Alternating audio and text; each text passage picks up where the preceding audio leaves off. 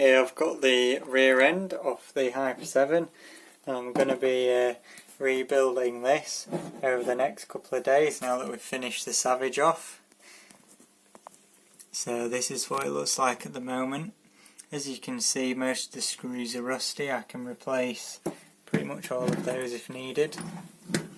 The bottom of the arms are actually cleaner than the top, so I think most of the dirt is just from being in storage rather than actually running. As you can see, the wing is almost mint, so I don't think this car's been run very much at all. To take the rear end off was just those 4 screws in the bottom of the diff case and this long bolt here which goes through there, and so it goes like that way around, and then that bit space there is for the centre brace. So yeah, let's get stripping it down. That is the shocks off and the wing off, so this is what it looks like now.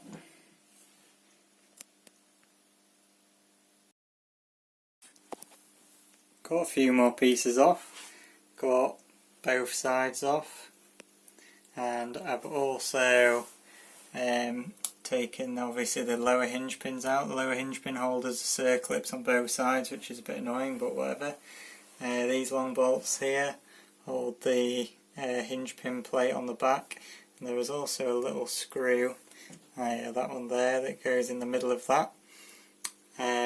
We've still got this hinge pin holder, which is the rear front one, and it's still got the shock tower to take off, and then we can pretty much get into the diff case.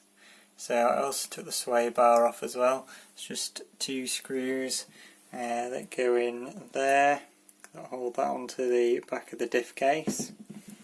So yeah, these drive shafts, by the way, are actually made out of aluminium rather than steel. They're super light, so this buggy will be really quick to accelerate with all this super light driveline. I might actually weigh it and compare it to some steel drive shafts so you can see. Got the outsides pretty much fully disassembled now. So there's this little grub screw which goes in the end of the axle that's inside of here, and that basically holds the pin in through the hole. So you just need to take that out, take the drive cups off on her bows. Yeah, pretty much everything else is off as well. The only thing I'm not going to do is I'm not going to bother taking the pillow balls out completely, and that's just because they're set up pretty well. They're quite free, so I don't want to change them because I know they can be tricky to set correctly so that they're not loose but the suspension still moves up and down smoothly. So I'm just going to leave them. I'm just going to clean the dirt off them because they seem to be in pretty good shape. The actual pillow balls themselves aren't rusty, so they seem to be stainless steel. I might just take that grub screw out and clean it.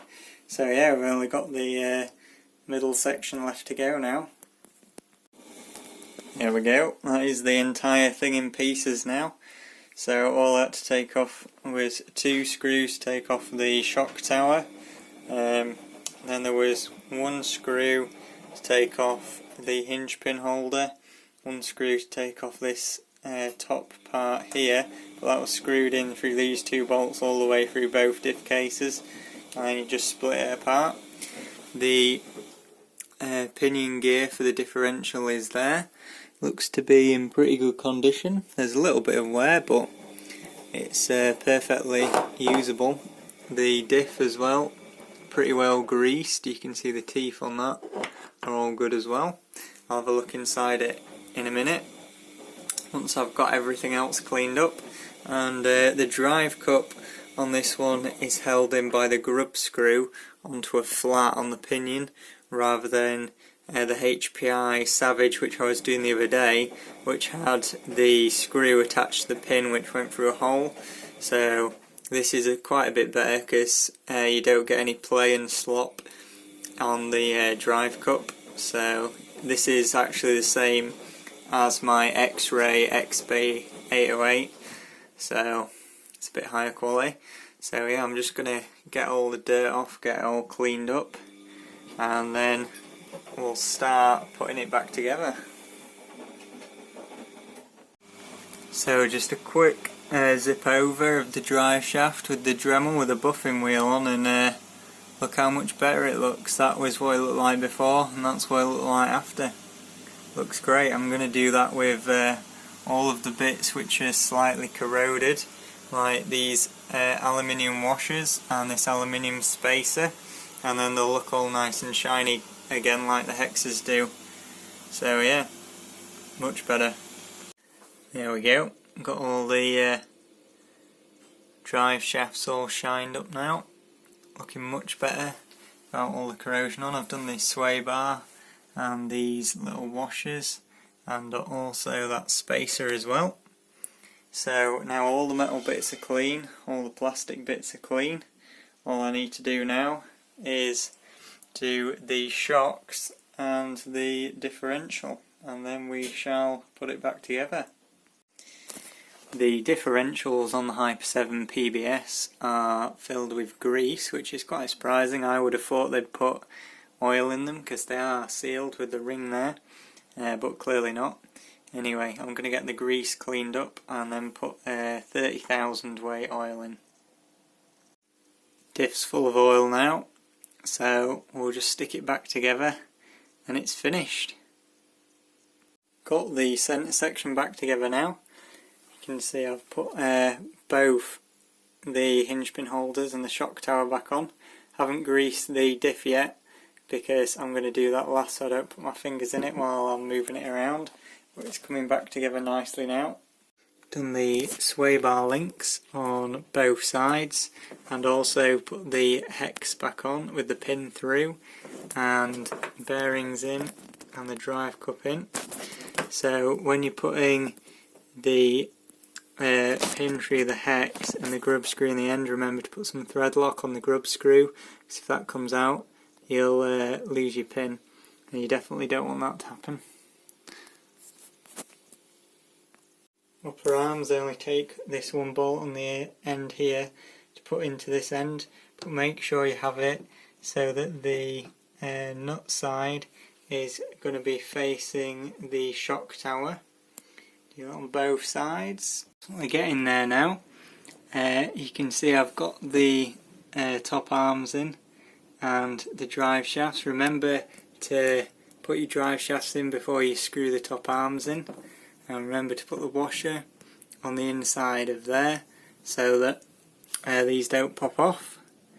So we've just got the sway bar and the wing mount and the shocks to put on, and then we're pretty much done. There we go. Back end fully back together and finished. So looking a lot cleaner now. It's all nice and shiny. Drive shafts as well. Sway bars on. Everything's screwed on correctly. Those screws there are just to go in the bottom to the chassis. This bolt here and the spacer goes across there to attach it to the centre brace, and then the centre drive shaft goes in there. Pretty much it for today. So we'll start on the middle or the front end next. That's it for this one. Goodbye.